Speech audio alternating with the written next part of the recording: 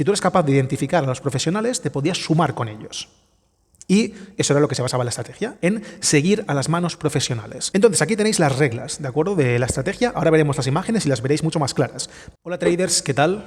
Mirad, estaba repasando discos duros, estaba limpiando, haciendo un poco de limpieza y me he encontrado esta carpeta que estáis viendo aquí ahora de una estrategia que realicé y además que hice una serie de vídeos aquí en el canal hablando un poco sobre ella y los trades. Y, ostras, estaba viendo esto, ¿no? Que fijaos que está creada, como veis aquí, en 2020. Hay algunas imágenes, como ahora veremos, os enseñaré, que vienen desde 2019, como estáis viendo aquí, 2019, 2020, inicios de 2020. Y esta carpeta era de una estrategia, es de la primera estrategia que hicimos aquí, mi equipo y yo, que nos hizo rentables en el mercado de futuros, ¿de acuerdo? Que nos dio dinero, algunos miles de euros operándola en el mercado de futuros. Luego la dejamos de operar. Y he pensado que os podría explicar la estrategia, o la podría compartir con vosotros, porque así vosotros podéis desarrollarla si queréis o investigarla.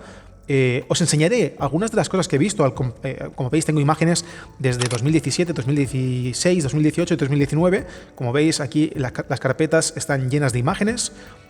Ahora las veremos, ¿de acuerdo? Os voy a enseñar ejemplos estos son ejemplos de operativa que hice. Os voy a enseñar todas las reglas, os voy a enseñar las imágenes, voy a explicarlas un poco. Y me he dado cuenta, revisando esto, ¿no? por un poco de nostalgia, porque yo me pasé al swing trading después, ver que lo que hacía se parece mucho al smart money que hoy muchos hacéis. Voy a enseñaros los motivos, voy a enseñaros la explicación que hay detrás de esto, vais a ver las reglas y al final del vídeo os explicaré algo más, algo que para mí marca la diferencia no solo quiero que veáis la estrategia, sino que lo que me importa en este vídeo y el motivo por el cual hago este vídeo es para explicaros algo muy importante y es por qué dejé de operar una estrategia que me dio dinero.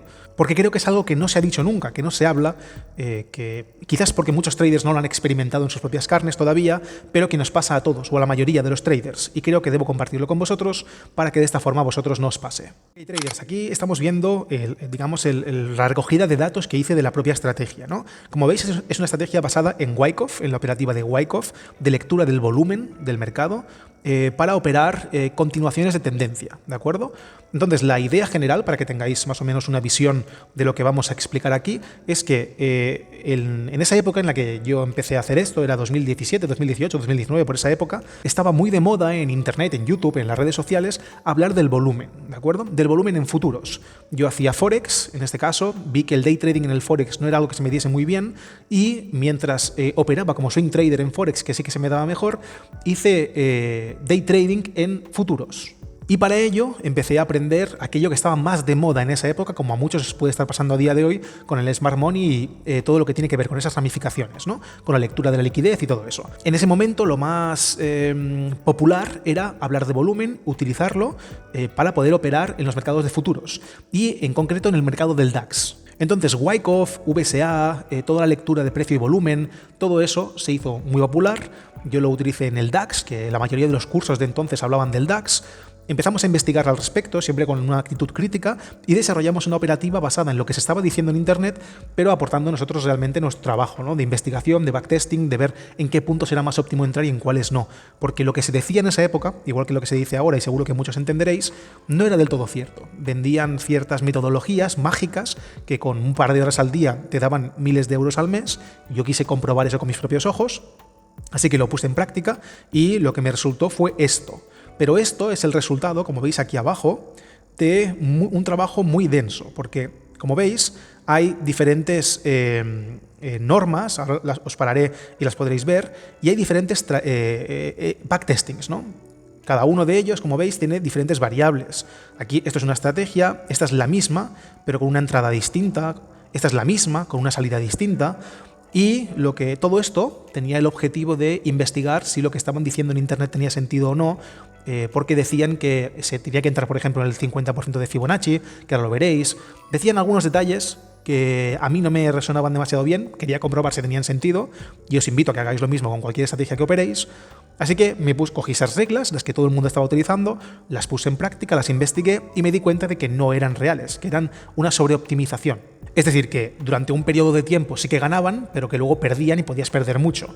Entonces había mucha gente que se encontraba en break-even, que durante un tiempo empezaban, ganaban y creían que eso era muy buena, era una estrategia muy buena, pero luego acababan perdiendo y se creaba un ciclo muy negativo porque la gente no salía de ahí, ¿no? Así que, a partir de esa base, que no era mala, la idea era buena, empezamos a trabajar sobre algún tipo de estrategia que tuviese sentido sobre esas bases. Y el resultado de todo este proceso es lo que estáis viendo aquí ahora, ¿vale? Esa estrategia. Con esta curva de capital, que es muy ganadora y todo lo que estáis viendo, ¿no? También tenemos aquí, a nivel de detalles, como veis, tenemos un número de trades diarios de 0,57, es decir, de cada 2 días hacíamos un trade. Luego, al mes, por lo tanto, eran unos 12-13 trades al mes en el DAX. Como veis aquí el horario que tenemos aquí, tenemos turno de mañana y turno de tarde en la ventana europea o la ventana americana, es decir, o a las 9 de la mañana o a las 3 de la tarde aproximadamente. Después teníamos una media de profits de 21,55 puntos, ¿de acuerdo? Que ahora os enseñaré, aquí tenéis todos los puntos recogidos que íbamos ganando y perdiendo. Aquí sale esta media de 21,55 puntos. Luego, un stop medio de 7,6, es decir, el ratio riesgo-beneficio era de un 3:1, más o menos. Después teníamos un drawdown de 186,5 puntos, que está sacado de aquí, como veis.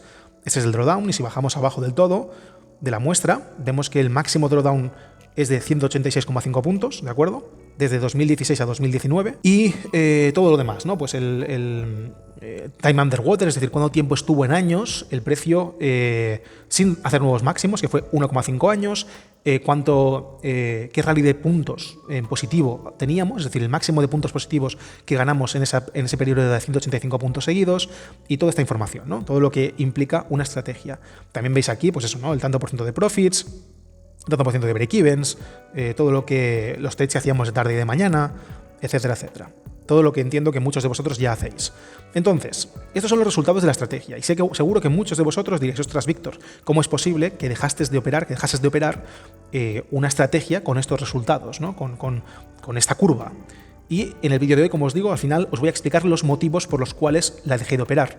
Pero me gustaría que viendo este gráfico, si alguno de vosotros sabe por qué. Pero me gustaría ver a nivel comunitario, a nivel de comunidad, si sabríais determinar los motivos por los cuales alguien puede dejar de operar una estrategia como esta. Es algo que no se plantea muchas veces y creo que es interesante. Así que ponedlo en comentarios y así os leeré y veremos entre todos si habéis sacado la idea correcta. Entonces, aquí tenéis las reglas, ¿de acuerdo?, de la estrategia. Ahora veremos las imágenes y las veréis mucho más claras. Pero así las tenéis directamente en imagen, por si queréis pausar el vídeo, con toda la calma del mundo, os las anotáis, os apuntáis y ya está, ¿no? Así las tendréis anotadas. Hay algunos cambios, ¿de acuerdo? Hay algunos detalles que no son correctos, porque los hice luego sobre la marcha. Pero aquí tenéis las normas generales de lo que hacíamos en la estrategia. Así que, ya sabéis, pausad el vídeo y mirad lo que queráis. Vamos a las imágenes para hablar de estas normas, que será mucho más visual. Vamos a ir, por ejemplo, a 2018, ¿vale? Vamos a abrir la primera de 2018 y vamos a ir pasando las imágenes para ver qué hacíamos en los mercados. ¿Qué vemos aquí? Vemos diferentes elementos, ¿no? El primero de ellos es el volumen. Aquí, como veis, el indicador de volumen en el mercado del DAX, en el activo del DAX, DAX alemán, y utilizábamos el volumen, después utilizábamos, como veis, Fibonacci, que estáis viendo aquí lanzado, y soportes y resistencias, ¿de acuerdo? O zonas de liquidez, que ahora veréis por qué las interpretamos de esa manera. El objetivo de la estrategia, y lo que se puso muy de moda, era identificar a las manos fuertes. Seguro que eso suena con lo de trading institucional. Entonces se llamaban manos fuertes. Y la, digamos, teoría popular era que si tú eras capaz de identificar lo que hacían los profesionales en los mercados de futuros, mercados centralizados, no como el Forex, por ejemplo, en donde sí que hay instituciones, pero las, digamos, se ven más fácilmente identificables con el volumen, si tú eres capaz de identificar a los profesionales, te podías sumar con ellos.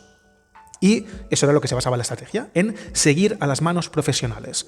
¿Cómo identificábamos a los profesionales? Bien, cuando había un movimiento tendencial en el DAX, como por ejemplo estáis viendo ahora, una tendencia bajista durante el día, esperábamos un mínimo, ¿de acuerdo?, que se generase a través de una estructura de acumulación o de distribución, de soporte o resistencia, ya sabéis, un mínimo o un máximo, ¿no? Como el que veis aquí. Esto es un mínimo del día, un mínimo que genera un retroceso, que establece una zona de liquidez, ¿de acuerdo? Una zona en la que la gente aquí puede empezar a poner stop loss si está largo y es una buena zona de parada del precio. Es una parada. En ese momento se determinaba como parada del precio. Se para el mercado y lo que genera después es una ruptura de esa zona, una barrida de esa zona que, como veis aquí, crea un pico de volumen, un volumen superior a 500 contratos. Este es el primero de los errores que yo en ese momento no comprendí y que después de los años me di cuenta, ¿no? Y es que se estableció un umbral de volumen que era 500 en el mercado del DAX para la volatilidad que había en ese momento.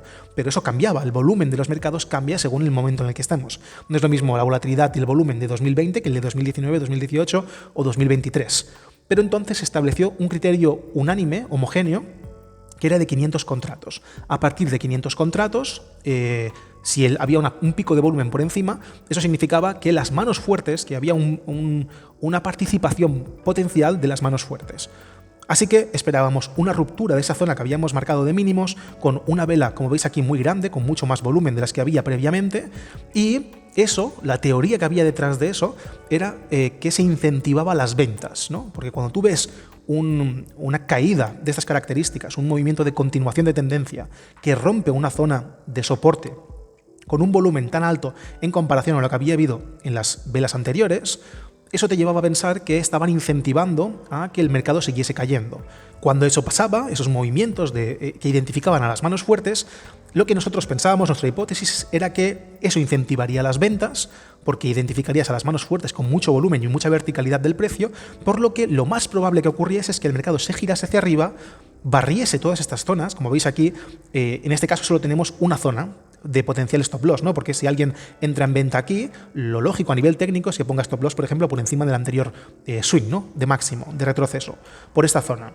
Pero en ocasiones había muchos movimientos así en los que eran zonas interesantes donde colocar stop loss de la masa. Por lo tanto, nuestra hipótesis era, vamos a esperar a que haya un retroceso lo suficientemente profundo como para que se barran las zonas de stop loss, que haya suficientes stop loss barridos, pero que ocurra todo eso con un decrecimiento del volumen. Como veis aquí, está marcado con triángulos. Después de este volumen muy alto, hay un retroceso con menos volumen. El volumen va cayendo, hay un secado de volumen. Cuando eso ocurría, nosotros entrábamos a partir de niveles de descuento, lo que yo creo que vosotros llamáis descuento. Es decir, niveles en los cuales para nosotros, una de dos, o se había barrido ese nivel, como hemos dicho, donde había un stop loss, o se llegaba al 61-76% de Fibonacci, dependiendo, eso nosotros lo estudiamos, como os hemos enseñado antes en diferentes columnas, que era mejor, si entran en el 50, en el 61, en el 70 y pico, en el 80, en el 90, en el 100, esperar que barriese, todo eso lo miramos y sacamos ciertas conclusiones. Así que esperábamos ese movimiento y ahí, donde veis al tick, entrábamos cortos buscando los mínimos anteriores. Esa era la estrategia. Y si os fijáis, tiene mucho que ver con lo que vosotros hacéis hoy a nivel de Smart Money. Y es esperar que haya una tendencia o un movimiento donde posiblemente haya zonas de stop loss y de take profit muy claras, zonas de liquidez, donde la gente va a colocar órdenes para que esas zonas sean barridas y después sumarte al movimiento. Evidentemente con sus más y con sus menos, con sus detalles distintos, pero la idea original de seguir a las manos fuertes e identificarlas siempre ha estado en los mercados. Por eso os digo siempre que todo lo que veáis en redes no significa que sea algo mágico, ni que sea algo increíblemente, no sé, inusual, que es el santo grial. No lo es. Hay muchas formas de interpretar la lectura de mercado, ondas de Elliott, Wyckoff, Smart Money ahora. Hay muchas formas de ver cómo identificar a los profesionales y así sumarte en su dirección. Y debéis ser lo suficientemente críticos para saber qué tiene sentido y qué no en cada operativa. Entonces seguimos, vamos a ver la siguiente. Como veis, de nuevo, aquí tenemos una tendencia bajista, se crea este mínimo aquí, ese soporte, en el que hay un pico de volumen que lo que hace es arrastrar a toda la gente a las ventas. Y como veis, para nosotros, esta zona de aquí era una zona de liquidez en la que la gente pondría los primeros stop loss en la venta, esta zona de aquí arriba, y cuando el precio llegaba, arrasaba con la primera zona y llegaba a la zona esa de descuento, nosotros metíamos un corto buscando los mínimos de ese movimiento, ¿no? Y además luego aplicábamos un trailing stop, pero eso ya depende de cada uno de vosotros, de cómo la queráis optimizar. Aquí veis lo mismo en una tendencia alcista. Debo deciros, por ejemplo, que lo que descubrimos es que los movimientos bajistas eran mucho más efectivos que los alcistas. Teníamos un volumen aproximadamente de 70-30, creo, o 65-35, creo recordar, no lo recuerdo muy bien, pero al final lo que ocurrió es que operábamos mucho más en corto que en largo, porque los movimientos bajistas con mucho volumen eran mucho más probable, por lo que nosotros vimos en nuestra muestra, que el mercado continuase cayendo versus los alcistas, ¿no? Entonces aquí tenéis un ejemplo alcista. Como veis, hay una zona de resistencia en una tendencia alcista del día, el precio rompe con un pico de volumen, genera un retroceso, llega a barrer zonas donde nosotros estimábamos que había posibles stop loss, como esta de aquí, que tenéis aquí, llegaba a niveles de descuento y nosotros comprábamos buscando los máximos anteriores, ¿de acuerdo? En este caso era un stop loss. La relación, como veis aquí, que os he enseñado antes, creo, en el Excel, vamos a verla, era positiva, ¿no? Aquí veis que tenemos un 21,55 puntos de take profit por 7,6 puntos de stop loss. Era 7,6 puntos de stop de media. Eso no significa, como veis aquí, que no perdiésemos más en ocasiones. Vamos a ver algunos, ¿no? 21 puntos, 7,5 en negativo, 9 en negativo, 27,5, 8,5, 11, 15,5, 33, 18, 42, los veis, ¿no? Es una media, es decir, nosotros teníamos un riesgo máximo determinado por porcentaje de nuestra cuenta y eso se adaptaba a los puntos en los que se colocaba el stop loss. Entonces aquí, como veis, hay otro ejemplo de eso, misma estructura, para que las veáis, vamos a ir pasando, para que veáis que es lo mismo todo el rato, máximo, rompe con volumen, retroceso, barre zonas de potencial, lugares donde la gente colocaría stop loss u órdenes pendientes y buscamos. Lo mismo todo el rato, como veis. Lo que me interesa es que veáis la estructura, ¿no? La estructura de la estrategia es muy sencilla, es bastante metódica, es decir, es difícil no hacer correctamente esta estrategia, lo que aumentaba muchísimo las probabilidades de su ejecución correcta, y eso era muy, muy interesante. Creo que es una muy buena estrategia para ello. No sé si la estrategia a día de hoy, no la he continuado, es ganadora, eso os lo dejaré a vosotros por si queréis investigarlo. Lo último que tengo es de 2019 y es el gráfico que veis aquí. ¿De acuerdo? No seguí haciendo esto porque me pasé al swing trading, así que aquí no tengo nada que ofreceros más allá de 2019. Aquí estáis viendo, por ejemplo, otro largo. El precio subía con mucha violencia, generaba esta zona de aquí, el precio la rompía con un volumen superior a 500, bajaba, retrocedía. En el momento en que había zonas en las cuales nosotros veíamos que eran de descuento, como os digo, y después de barrer ciertos stops, comprábamos. Lo mismo aquí, ¿veis? Hay una caída muy interesante, muy vertical, rompe estos mínimos con más volumen, hay un retroceso, este retroceso barre esta zona de aquí, podría ser también esta de aquí y esta de aquí. Si hubiese continuado hubiésemos seguido vendiendo, nosotros entramos y buscamos los mínimos anteriores. Lo mismo aquí, el precio cae, genera un retroceso, ese retroceso tiene menos volumen, está secado, cuando cae con más violencia de lo que retrocede. El momento en que rompe esas zonas de liquidez, que vosotros entenderíais como liquidez, nosotros vendemos. Entonces, el motivo de este vídeo es preguntaros y reflexionar respecto a por qué no seguimos operando esto. Y la respuesta que quiero daros es porque muchas veces cuando creamos una estrategia, hacemos un backtesting, la hacemos en paper trading, en test, y salen resultados muy increíbles, no contemplamos la psicología de un ser humano, nuestra propia psicología. Pero es importantísimo para mí que recordéis esto. Es muy importante saber qué perfil de trader eres. Si eres un trader que está dispuesto y que tiene una capacidad innata o trabajada, pero que le viene de serie para aguantar periodos de rachas negativas longevos, para estrategias con ratios positivos, porque cuando dejas correr beneficios, como nosotros hacíamos, lo que va a ocurrir por pura probabilidad es que haya muchos stop loss. Como veis, la probabilidad que teníamos de acierto era aproximadamente de un 30%, es decir, había un 30% de profits, había un 20% de break-evens y había un 50% de stop loss, ¿de acuerdo? ¿Qué significa? Que de cada 10 trades que yo haga, o cada 100 trades que yo haga, 50 van a ser en stop loss. Y esas rachas se pueden expresar de 1000 maneras.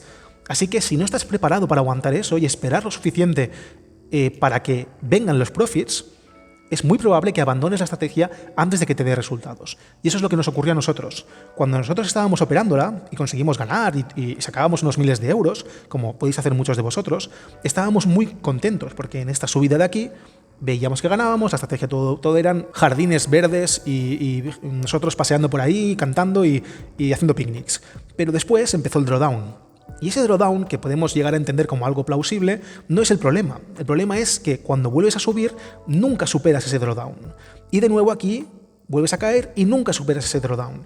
Y toda esta línea de aquí, toda esta línea, todo este rectángulo, duró, y quiero que lo veáis, desde número 90, como veis aquí, es decir, este trade aproximadamente era el trade número 90 hasta el 277. Vamos a ver cuánto tiempo pasó desde el trade 90 hasta el trade 277. El trade 90 lo tenemos aquí y es en junio de 2016, ¿de acuerdo? En junio de 2016 llegamos a máximos, ¿no? Y empezamos a caer. Y hasta el 277. Vamos aquí. Como veis, el 277 es en diciembre de 2017. Es decir, llegamos a un máximo en junio de 2016 y no superamos ese máximo hasta diciembre de 2017. Si eso ocurre en un gráfico y lo vemos aquí, nada pasa. Porque tú lo ves que la curva continúa y piensas que es ganadora y que vas a aplicar esa estrategia sí o sí. Pero en tiempo real, los seres humanos no somos así. Dudamos, tenemos miedo, no confiamos tanto en nosotros mismos porque no sabemos si estamos en lo cierto. Y es lo que nos ocurrió a nosotros. Y es que cuando empezamos a operar aquí, ganamos y nos quedamos en este rango, nuestras decisiones empezaron a cambiar. Nunca conseguí esto que viene después de este drawdown. Jamás conseguimos toda esta curva de aquí porque dejamos de operar la estrategia antes. Empezamos a cambiar las zonas de entrada, empezamos a dudar de lo que habíamos hecho en el trabajo. Todo esto fueron dudas constantes que nos llevaron a no ejecutar correctamente la estrategia de manera disciplinada. Cambiamos nuestro plan porque no fuimos capaces de aceptar y de soportar los periodos de pérdida, que se prolongaron mucho más de lo que nosotros pensábamos que iban a hacer. Así que una estrategia ganadora, que como vemos al final, después de mucho tiempo, fue ganadora, cuando la investigamos, nos dimos cuenta que no estaba hecha para nosotros. No todas las estrategias están hechas para cada trader. Y por eso, muchos traders con la misma estrategia pueden tener resultados distintos. Porque tu perfil de personalidad, lo que seas capaz tú de ejecutar de ese plan de manera rigurosa, es mucho más importante que el plan en sí mismo. Así que traders, esto ha sido todo por hoy. Espero que os haya gustado este vídeo con la primera estrategia rentable que tuvimos en day trading, que nos dio dinero durante algún cierto tiempo. Os la dejo ahí para que la aprendáis, para que si queréis investigarla en otros mercados. Nosotros no hicimos nada más que el DAX, por si queréis probarla y investigar si tiene sentido o no. Como siempre os digo, ni se os ocurra lanzar esto a mercado real sin antes trabajarlo vosotros mismos, ser críticos, investigad, hacer backtesting, probarlo en paper trading, todo el proceso que cualquier trader debe llevar a cabo. No os fiéis de nadie, siempre pensad en que vuestro dinero es el que está en juego. A nadie más le importa más que a vosotros vuestro dinero, así que preocupaos de trabajar correctamente. Ya me diréis si hacéis la estrategia con un bot o manual, si ha seguido ganando o al final perdió. Me interesa, así que si alguien quiere hacerlo, ahí lo tenéis.